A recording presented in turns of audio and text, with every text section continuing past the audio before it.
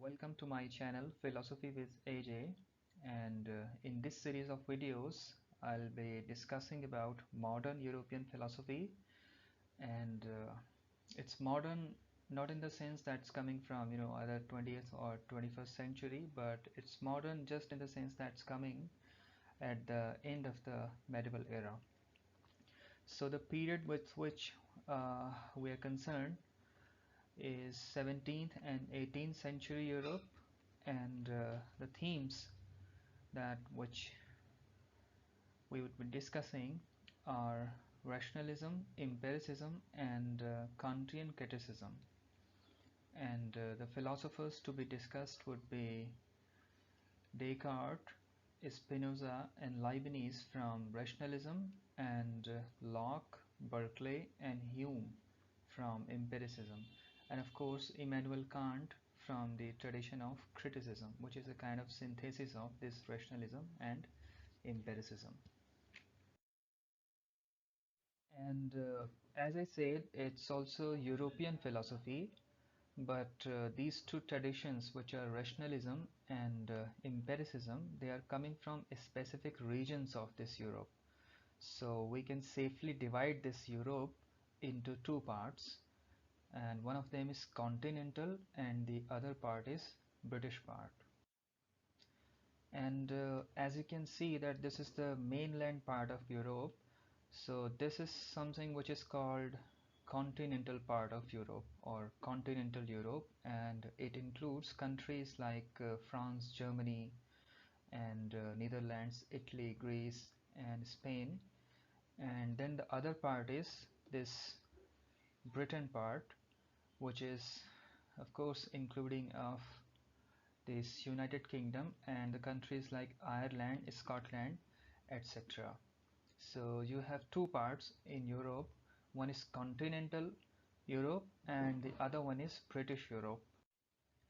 And the idea is that this rationalism is emerging in the mainland Europe, so therefore it's also called continental philosophy, and this empiricism is emerging from this region, therefore it's also called British philosophy.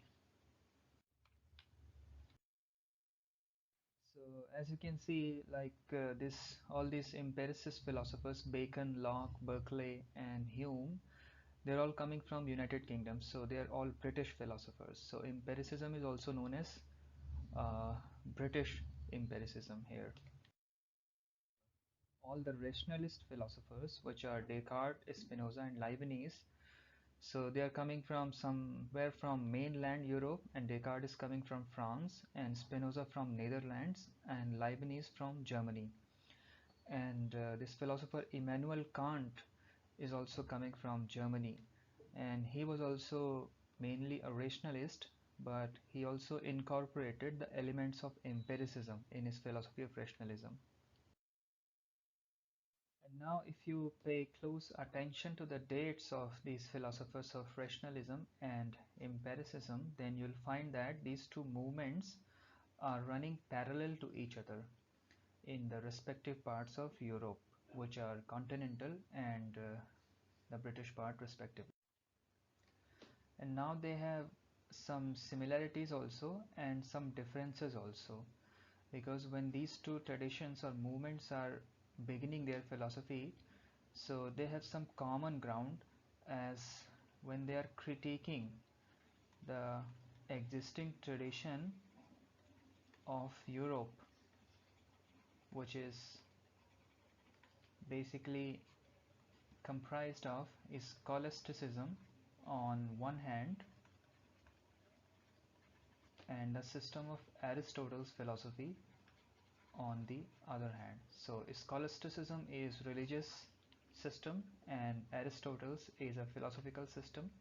So both these, rationalism and empiricism, are the offshoots of Renaissance philosophy, and both of them are beginning their philosophy as a critique of the existing tradition of Europe.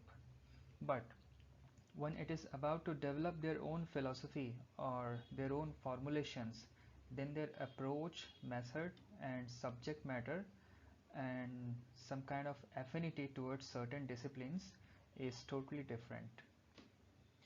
for example, in their approach, this rationalism will say that the chief source of knowledge is reason, while this empiricism will say that the chief source of knowledge is experience. Hence they have different paths and trajectories. Now they have some subject matter also which are given a kind of precedence or priority over the other. As you will find that in rationalism there is a kind of precedence or priority given to metaphysics over epistemology. So metaphysics is the theory of universe or the big questions of the universe, and epistemology is the theory of knowledge. So in empiricism, on the other hand, you will find that epistemology is given precedence over metaphysics. So they are more concerned about how we gain knowledge, and as we'll see that they are also concerned about theory of perception or the critique of common sense perception, that we'll see in the next videos. So their subject matter is also a bit different. And finally their disciplines or some kind of affinity towards certain disciplines is seen in rationalism also and in empiricism also. So in rationalism you'll find that different philosophers will have some kind of favor or affinity towards disciplines like mathematics or geometry or logic, while the empiricist philosophers are more empirical in their nature or in their method. So the disciplines would be something like psychology and natural sciences or the sciences of perception. So hence we see that rationalism and empiricism, they are parallel movements in Europe in the modern period of 17th and 16th century, and they have some similarities also as the common ground of beginning, where they bring a kind of critique of the existing tradition of Europe, and they have some profound differences also regarding their approach, subject matter and disciplines. And in next videos we'll be delving deep into different philosophers of rationalism each and different philosophers of empiricism also, along with Immanuel Kant's philosophy. So this series of videos is for my undergraduate students of the university, but at the same time it's equally helpful for anybody or any student who is preparing for some competitive examinations also, such as UGC NET and UPSC mains, where the subject is philosophy.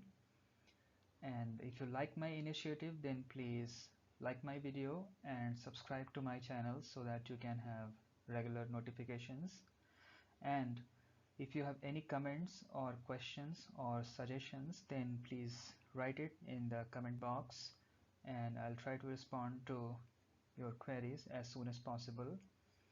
And that's it for today. In the next videos we'll begin empiricism with Bacon onwards. And finally, thank you for watching this video.